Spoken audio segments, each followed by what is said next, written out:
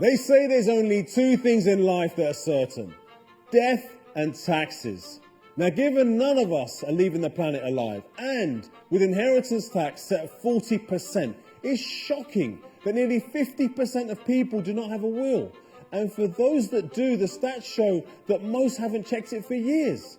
Now, with the laws constantly changing, I've seen firsthand how this ambivalence causes families huge stress and confusion. So if you're getting your will checked or having one drafted, here's 5 things people often forget to include. Number 1, naming an executor. Now, in simple terms, this person is the one you name as being responsible for ensuring your last instructions are followed. And if you don't appoint one, the courts will, and I've seen it. It causes delays and often arguments. So here's my tip: name 2, just in case one kicks the bucket before you.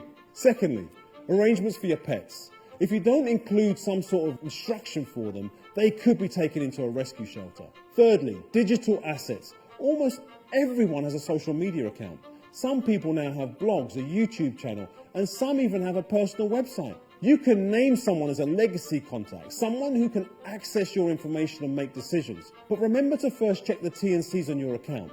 Some platforms do not allow you to disclose your passwords. And fourthly, disinheritance clauses. Do you have a relative who you'd rather walk over hot coals than give them anything? It's not just enough to cut them out of your will. Wills are now regularly contested by family members, people who claim that they've got some sort of right. By disinheriting them specifically in the will, you may well have the last laugh, but more importantly, legally, you'll prevent what could be a bitter, expensive dispute.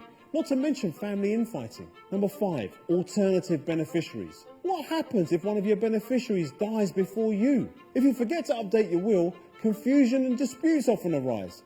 By listing alternative beneficiaries, you'll know you've covered all bases. And finally, one bonus tip. If someone owes you money, you may want to state in your will that they and their survivors are released from any debt. Whilst it's not necessary, you could see it as a final act of generosity.